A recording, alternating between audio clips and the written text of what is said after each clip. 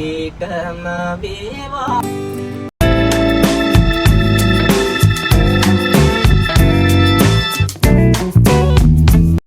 නමෝ බුද්ධාය තෙරුවන් සරණයි හැමෝටම.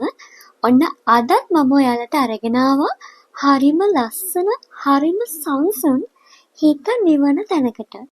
මේ තමයි කොළඹ දිස්ත්‍රික්කයේ මාළඹේ පිහිටි බුදු පසේබුදු අරහන්තක මහා විහාරය. හිත නිවා ගන්න, හිත සනස ගන්න, ධර්මය ඉගෙන ගන්න, භාවනා කරන්න වගේ පහසුකම් මෙතනින් ලැබෙනවා. මේ බුදු පසේබුදු අරහන්තක මහා විහාරය මහල් 5කින් යුක්ත වෙනවා. මේ පස් මහල් විහාර මන්දිරය 2025 අප්‍රේල් 12 වෙනිදා වප්පුර පොහොටා ගෞතම බුදු සසුනට පූජා කරලා තියෙනවා. මේ විහාරය ලෝකෙටම සුවිශේෂී වෙන්නේ මේ බුදුරජාණන් වහන්සේ, පසේබුදුරජාණන් වහන්සේලා, අරහන්තක මහ රහතන් වහන්සේලා කියන මේ තුන් පිරිස උදෙසාම ඉදි කරන ලද ලොව ප්‍රථම විහාරය වීම නිසායි. ප්‍රථම තුන්තරා බෝධි විහාරය ලෙසත් හඳුන්වනවා.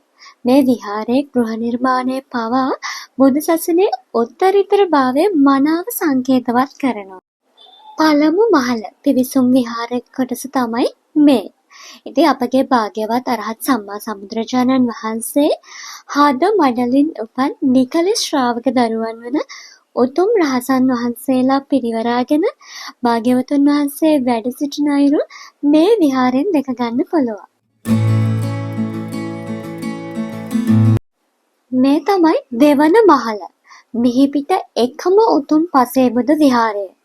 සම්මා සම්බුදුරජාණන් වහන්සේ නමක් පහළ වීමට ආසන්න කාලයේ ජම්බුද්වීපය තුල පහළවන උතුම් පසේබුදුරජාණන් වහන්සේලා ගන්ධමාන පර්වතයේ පාමුල මංජුසක වෘක්ෂයේ සෙවණේ වැඩ සිටින අයුරු දැක්වෙන අති මනස්කාන්ත විහාරය.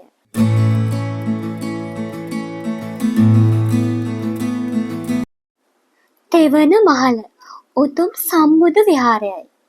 කල්ප 100ක් ඇතුළත ලොව පහළ වී වදාළ සම්මා සම්බුදුරජාණන් වහන්සේලා සත් නමක් මේ විහාරය තුළ වැඩ සිටිනවා.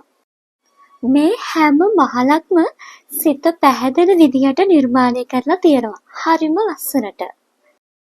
තරුණ පරපුරටත් බුදුදහම සමීප කරවන්න, මඟ පෙන්වීමක් ලබා දෙන්න මේ මහත් රුකුලක් කළා තියෙනවා. ඇවිත් බලන්න මේ අත්දැකීම කොච්චර අපේ ජීවිතවලට වටිනවද කියලා.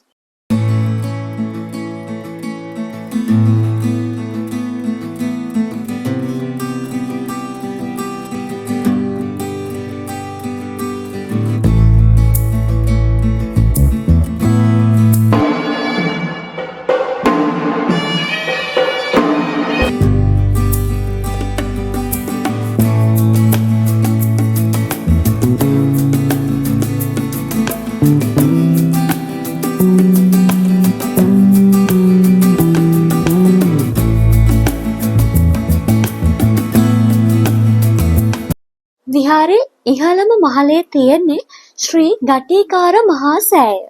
මේකේ විශේෂත්වය තමයි ගෞතම බුදුසසුනේ මහා ශ්‍රාවක වූ පිළින්න වච්ච මහරහතන් වහන්සේගේ ධාතුන් වහන්සේලා වැඩිම ප්‍රමාණයක් නිදන් කරලා තියෙන්නේ මේ ස්තූපය තුලයි. ඒ වගේම තවත් උතුම් ධාතුන් වහන්සේලා විශාල ප්‍රමාණයක් මේ ධාතු ගර්භය තුල වැඩ සිටිනවා.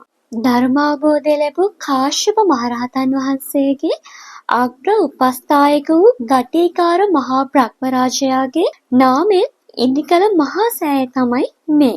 මේ වගේ සෑයක් වන්දනාමාන කිරීමෙන් අපට මහඟ පින් රැස් කරගන්න පුළුවන්. ශ්‍රී මහා බෝධීන් වහන්සේගේ අංකුරයක් මේ බෝධි වෘක්ෂය තුල තැන්පත් වී ඇති බව තමයි සඳහන් වෙන්නේ.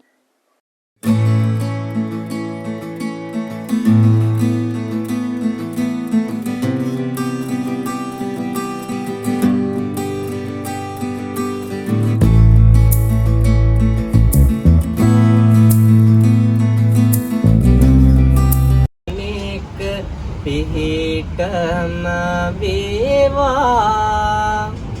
උතුම් නිවන නිවන අවබෝධය